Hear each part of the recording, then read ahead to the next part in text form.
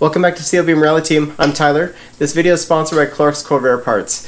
In last video we got pretty far on the rear cover here. We got the ProFlow oil pump in and I hit a roadblock because I didn't have the right seal for this one.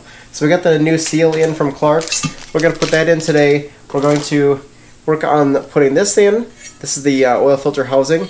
We're also going to take a look at the air cooling shrouds. Let's get going. I would love to just pop that seal right in, but we have a little roughness in the sealing surface. I want to make sure it seals well, so let's get that cleaned up.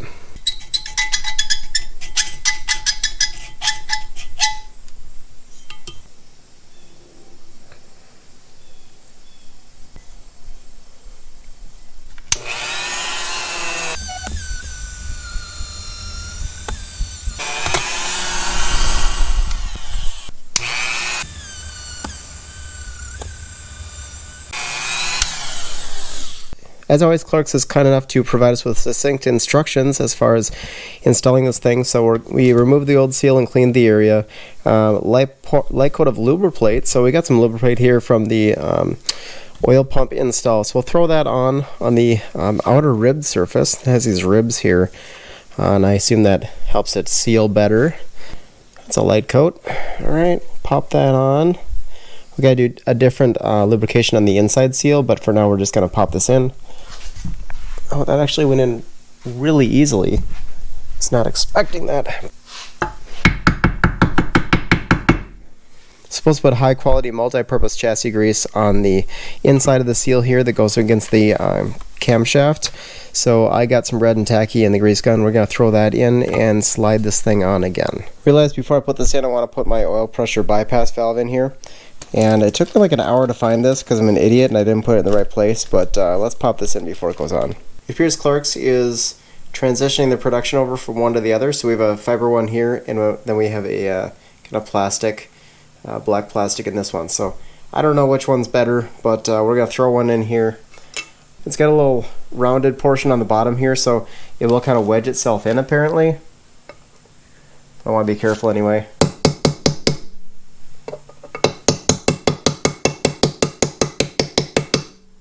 Now we gotta pin it back so it doesn't come out. From the factory they did this, so I'm gonna do it.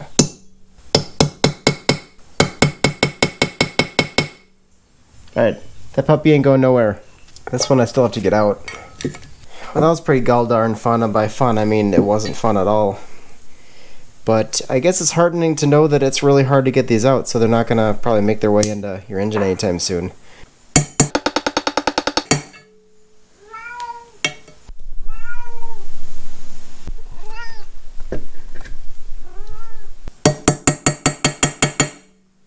It says the grease lasts the life of the seal, so I'm guessing if you don't grease it well enough, the seal life is low too.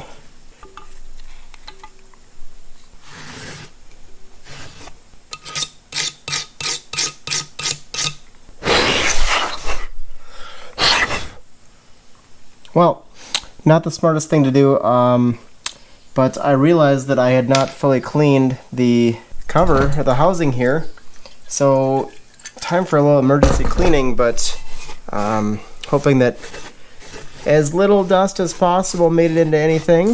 I think I was generally successful in that. This is a Clark's gasket. It's available in kits. If you're doing this kind of work and you're planning better than I am, you can buy a multi-kit with everything you need. But I haven't planned this project very well.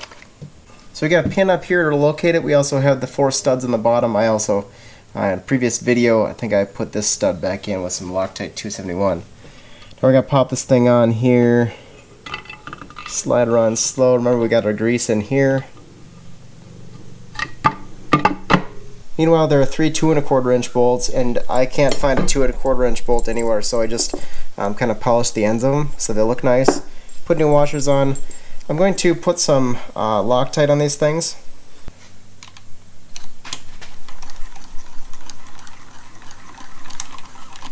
There's obviously not enough thread to put just the screws on, so something was wrong.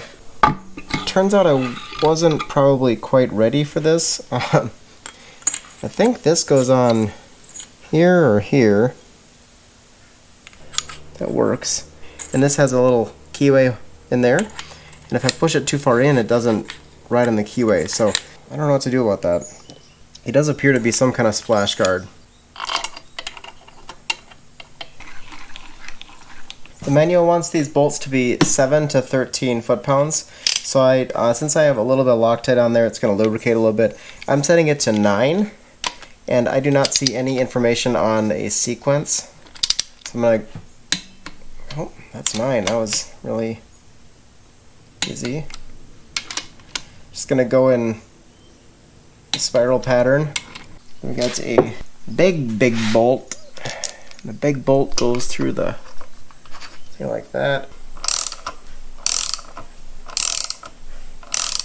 So you want to run it all the way in, get that pulley on there, and then you back it off full turn and torque to 50 to 60 foot-pounds.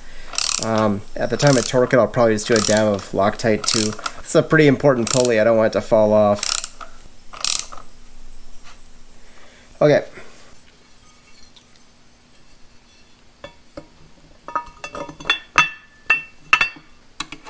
I have a feeling there's something else that's supposed to go in here. Maybe that skid plate or something, but I can always take it off if I need to. For now, we're gonna put it on and we're gonna get closer to the goal.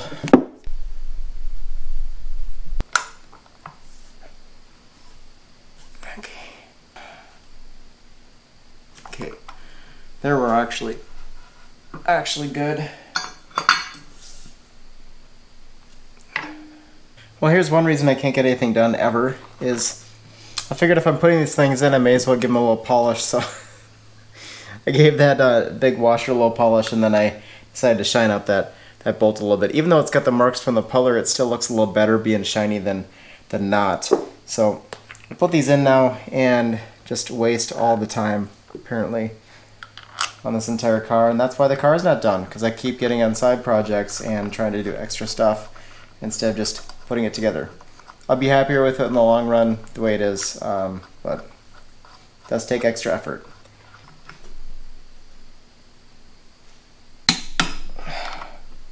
Cool.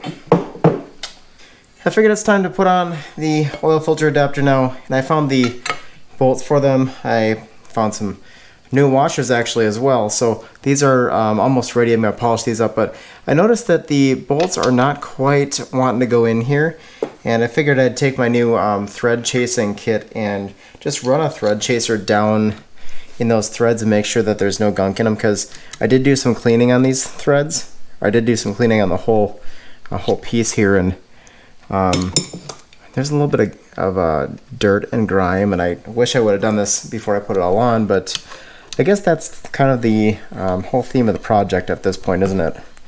So we're going to do it as we can and run that down. That's looking pretty good. There's not much there, it's just to make sure it's clean. Okay, I think that did the trick there. Went through all of them, and I'll be ready once I get these things polished up a little bit, because they're pretty gross still. Well, and something that's never happened before, I got these bolts polished up, looking nice, and realized that I forgot to buy the gasket for the oil filter housing. So while that's in the mail, let's go get those shrouds ready for powder coating.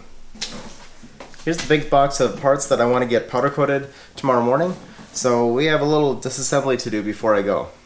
We got a lot of stuff here that looks kind of complicated, so let's take it one step at a time. First is this clutch linkage, and it has a linkage on one and actuates the clutch on the other, kind of spins. I got the middle out of it, so this is about as cleaned up as I can get it. I'm going to put that in the box. Next we have the lower exhaust shrouds. These things go underneath the manifolds, and they hold these thermostatic little bellows that actuate the air doors. The air doors here spin on a little pin. They have a little bracket for that linkage to go onto. We're going to take these apart. We have this thing, which I'm not really sure where it goes yet. I have to look it up. And then two valve covers I have to clean up, get a little gunk off of them. Try to make the powder coating guy's job easier. And this is a cooling shroud that goes around the rear of the engine. So this is where the oil cooler attachment area goes. and this is kind of goes up against the head. So this thing, the oil cooler goes on top of that. It's pretty cleaned up. It looks pretty good. There's no major rust on it. So we're gonna also send this along. Put that in the box.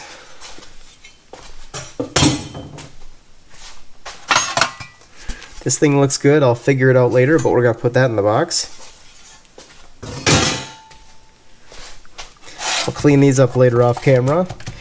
And let's start with our little shrouds here. So these things are supposed to open and shut with the heat of the engine. So how it works is when the engine is cold, the bellows are shut, and that means that the air doors are shut. And when the engine heats up, the bellows expand. They push this rod that way, and the rod pushes the door open. And that allows the cooling air to flow past the engine, remove heat from the engine, and expel it out the back to melt the snow on your driveway. What I want to do is make sure these bellows both work, because I did not buy new ones, but they're like 35 bucks a piece or something. It's way too expensive to just throw money at it. So I'm going to bring a torch over here and see if they work.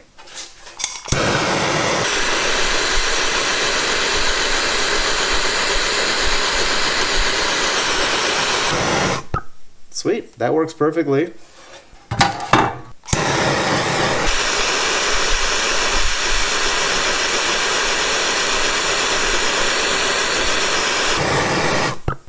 Awesome, that works too.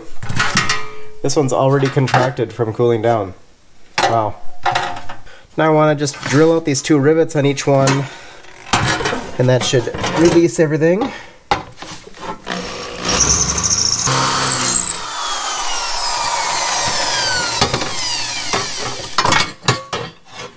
And this is the one that I got a replacement for.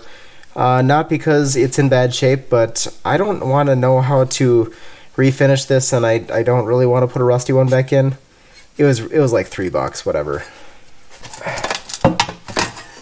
Here we go. Alright, that's got a little grease in there too. One thing I am concerned about is that they did see a little bit of driveway action here, so I'm going to pound these things back out a little bit, try to get this flat again. Just make it nice so it's powder coated. It'll actually look nice and fit right.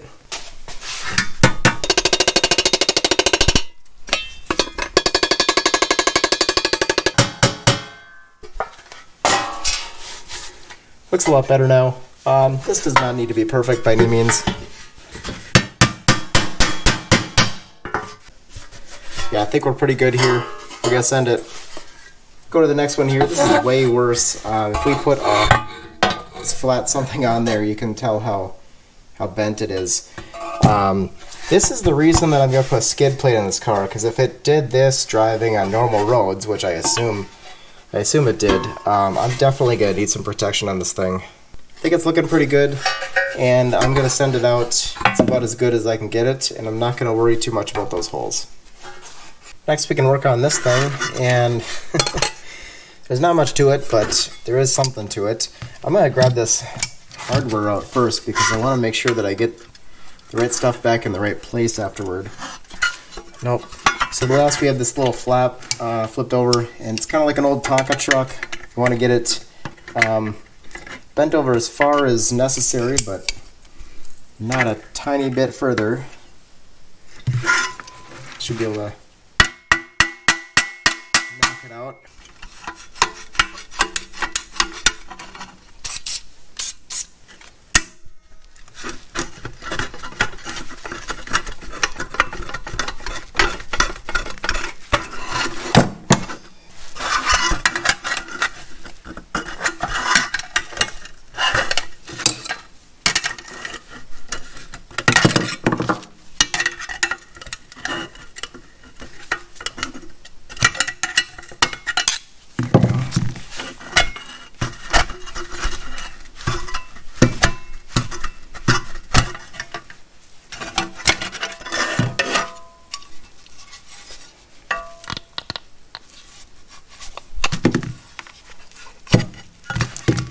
Those things are stupid.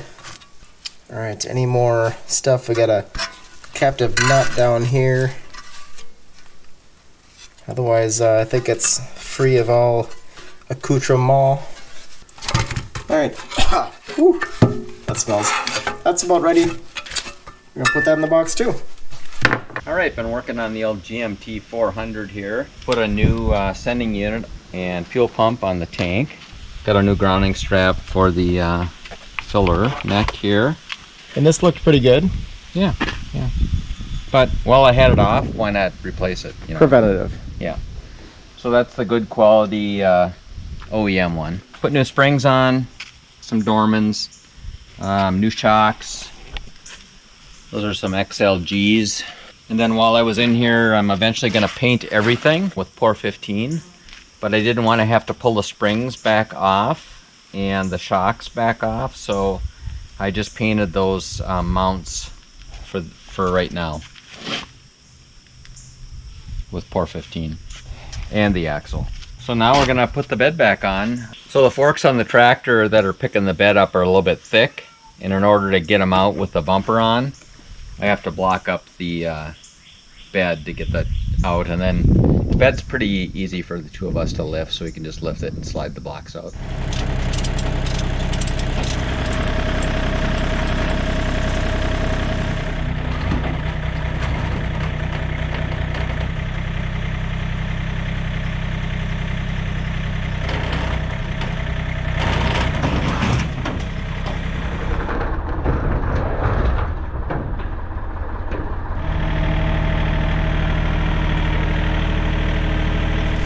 After a couple failed attempts, we are going to use these blocks, and they should allow the bucket to be above the bed and not interact with the bed, and also allow the bucket and the fork to pull up underneath the bed rails.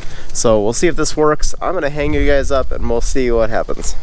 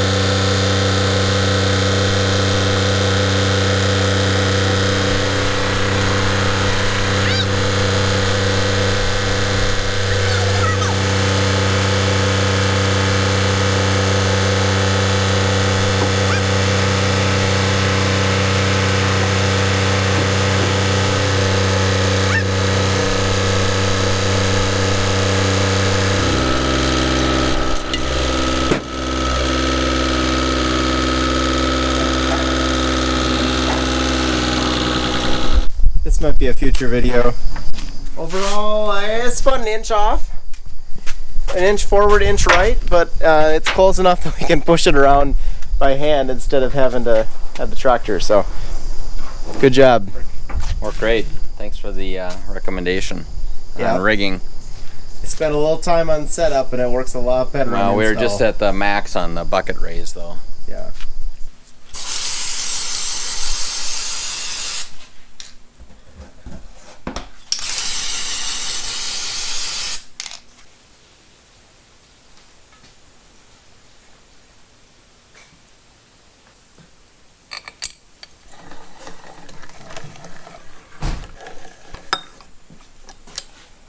Doing 9 again on this one. It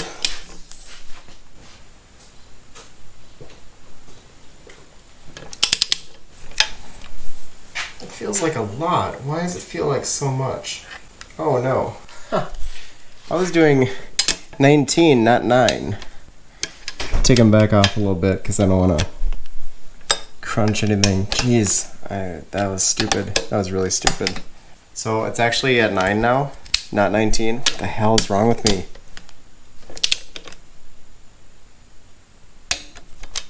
That feels way better. I didn't bring them all the way up to 19, so I think we're okay, maybe.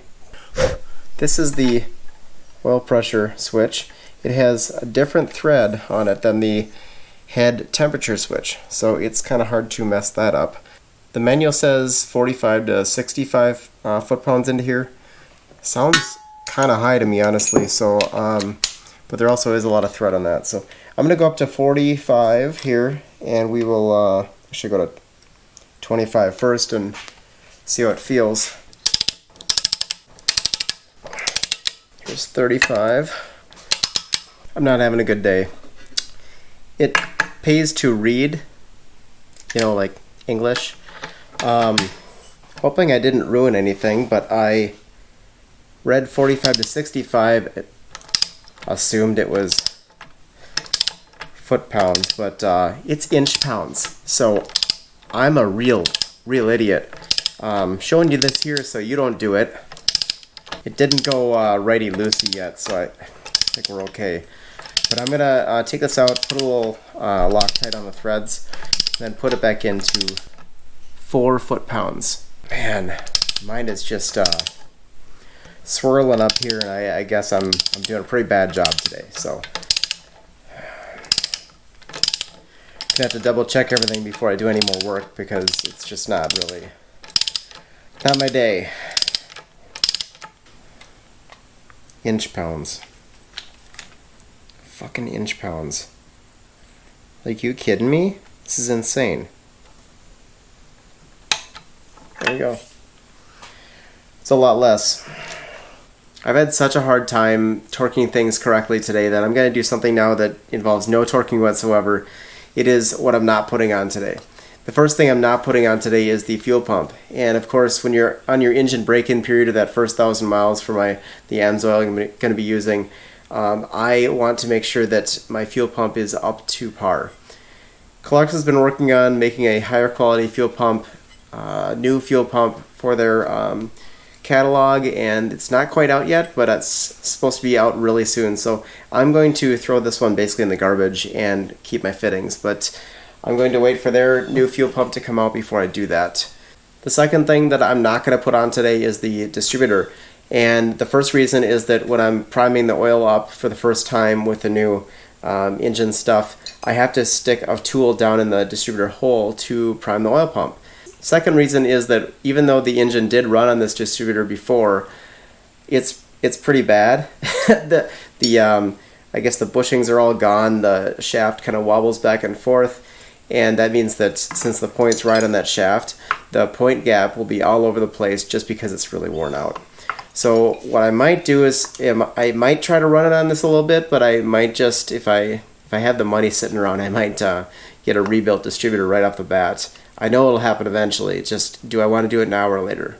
As I think about things that won't take too much effort, I think that the oil cooler is actually a good one to start with here, because it only has like 2 bolts. So there's hopefully less likelihood of me being a moron on this one. I thought I had my oil cooler seals here, but I guess I don't have those. So I'm gonna make one more quick order at Clark's, I guess, and I'll get that. And there's a kit you can get with a assortment of shroud bolts. So I think I'll get both of those, and then I'll have some stuff to match up at the hardware store. I think the last thing there is to do today is to install the oil pan. And it's been sitting here for a while. Unfortunately, on this oil pan, we have some pretty deep gash on here, and I neglected to bang that back out before I got it powder coated. So I'm going to try to fix that now, while I can now, while it's off the car. I'm going to try to use a brass cube here, see if I can hammer that out a little bit, kind of like I did on the shrouds, and see if I can flatten that out.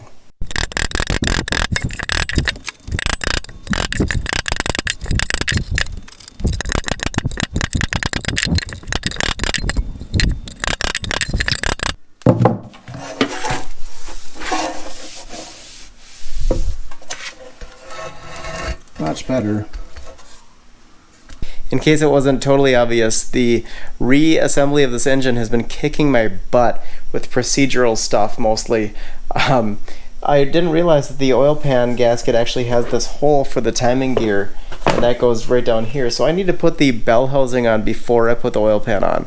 It's pretty disgusting, but I think my first thing to do is knock this seal out of the middle.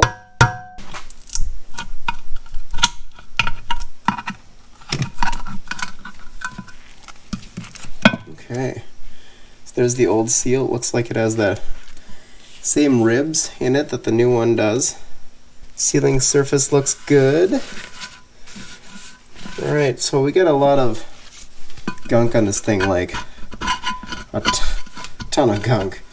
So we're going to go out and try to clean that up a little bit. How about that?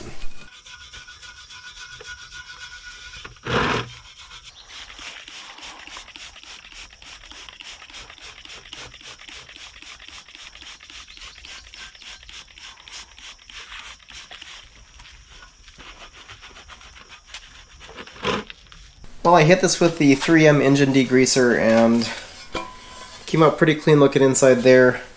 Hit it on the back as well, and I was able to brush this with a brass brush, and that got most of the gunk off. But then I had to go back because there's a lot of corrosion around here, just kind of gross, and there's no way to get it except for a steel brush. So went through the steel brush, at least on the part that I'm not going to be able to access after this thing is mounted, and I did that. And if I want to go back and finish up this stuff, I can. Otherwise, I can just kind of spray it and move on. So what we're going to do here now is put the, I guess that'd be the front main seal on here, and that'll push in, and at that point we'll be able to throw it on the engine. I didn't see any instructions in the book, so I'm going to assume that we do it the same way as the rear seal. We got our lubricate assembly grease on there.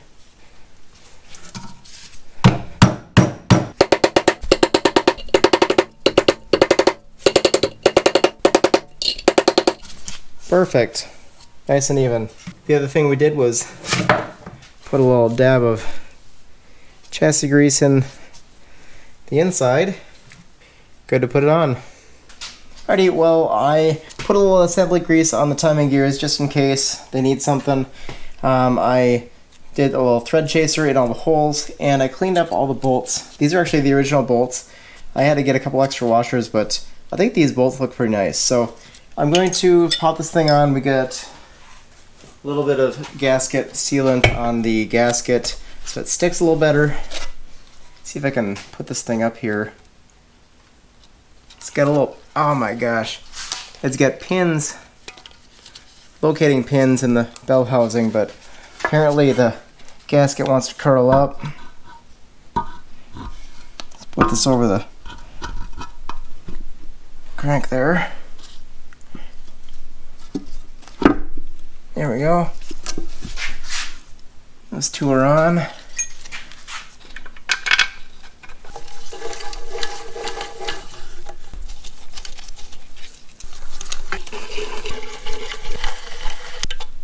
When you're doing this, you might realize that there are two bolts that are slightly longer than the others. Those actually go in the outside holes here because they the holes are through holes on the outside of the block, and the other ones go straight into the block. Don't ask me why, that's just how it is.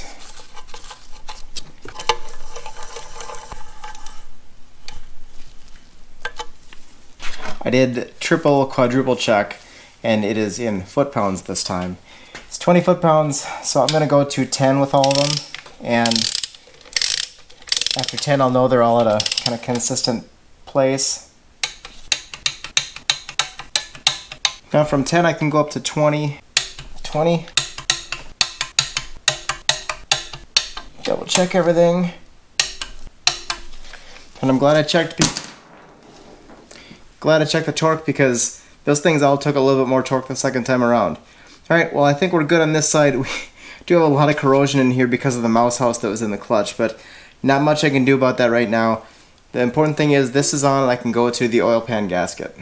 This stuff takes so much longer when I have to go and clean the bolts off and all that stuff, so I have good stuff to work with. And unfortunately, since I didn't anticipate having to do all the extra bell housing stuff, I didn't do that ahead of time. So here we are doing this stuff. So I got my oil pan gasket, and I counted my bolts. I have all 19 little quarter 20 bolts.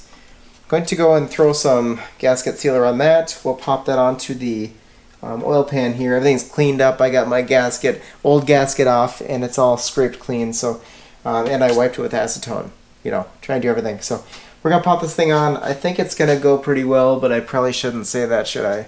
The last thing I did also is I took the thread restorer, thread chaser through all the little holes, and there were a couple of them that were full of oily gunk, so I'm glad I did that. It kind of pushed the oily gunk out of it, so I can get a bolt in there, not have to have it full of oil. Alright, bolt holes line up, that's good. Now the one little trick thing I'm going to do is kind of like an intake gasket. I'm going to put a little RTV in the cracks there. That hopefully will seal up a little bit better than nothing.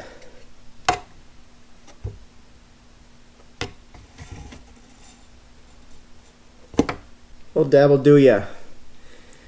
Alright, now I gotta hold this thing up. This is the really fun part, isn't it? Velcro does make little clips you can use, but I had a hard time putting my hands on some for the Saab project, so if they don't come in the kit, you might not have them. Okay, let's put a Loctite on the rest of them and we'll get them all in. These bolts are a little special. They have captive internal star washers on them. So if you're trying to replace them, I don't know, I guess you could put just loose internal star washers on them. But it kind of bugs me because a lot of companies used to use these captive washers all the time, even split lock washers and everything, that wouldn't fall off when you pull the bolt out.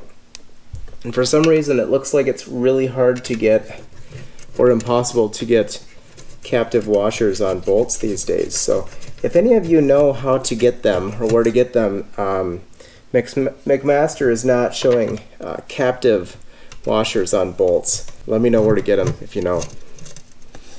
The alternative that I'm finding is you can either wash your bolts like I've been doing, or I guess you can like passivate them to do redo the zinc coating, and it's kind of a lot more work than spending 25 bucks on some bolts, so I don't know. What are you gonna do? Oh, I guess I didn't clear that thread out. Look at this gunk. Came out of one of the threads, one of the holes.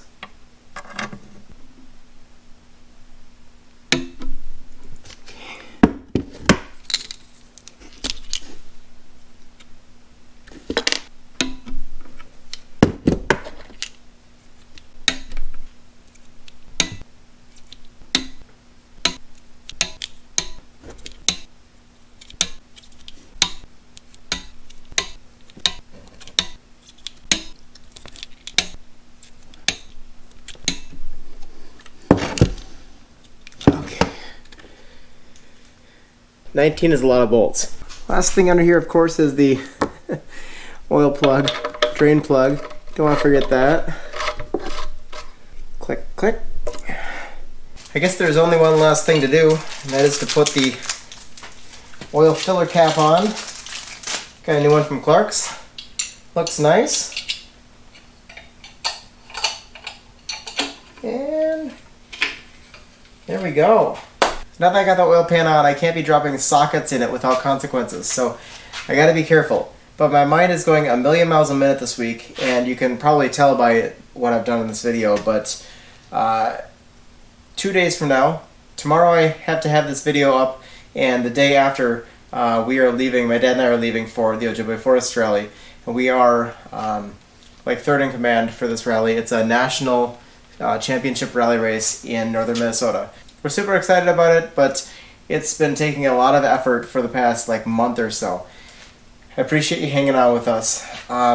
These boxes over here are stuff we have to bring up, all the t-shirts, everything like that. So I'm going to put this video up as soon as I can, planning on getting it done last Friday, but having to order parts in because I forget things because I'm doing a million things doesn't help get things done. I'm going to try to film something for you guys this week at the rally. We got a new 2023 Subaru WRX rally car that they are debuting at the Ojibwe Forest Rally. Pretty excited about seeing that for the first time. We're going to be the first people to see it. So I'll try to... Oh, hello, Noodle! The Noodle's coming in. Gonna try to film something for you guys. I'm sorry that I'm kind of rambling here, but that is the kind of channel update right now. I should let you know what's going on in the future now because I'm still pretty busy for a couple weeks. This weekend is OFR, and my dad and I are the chiefs of controls, so we have to go and work it and volunteer it. It's fun, but it's a lot of work. The weekend after, probably going to do a video on a 85 Toyota Supra. And then the weekend after that, my friend Gavin from Red Hen Racing and I are going out to Gaylord, Michigan. We are trailering the Supra out, and we're going to run the Press On Regardless all gravel time speed distance rally with the Supra. So pretty excited about that, getting a sealed beam equipped sports car out there, and we will we'll update with that, but that's what to look forward to. Hello, Nick. This is Nikki.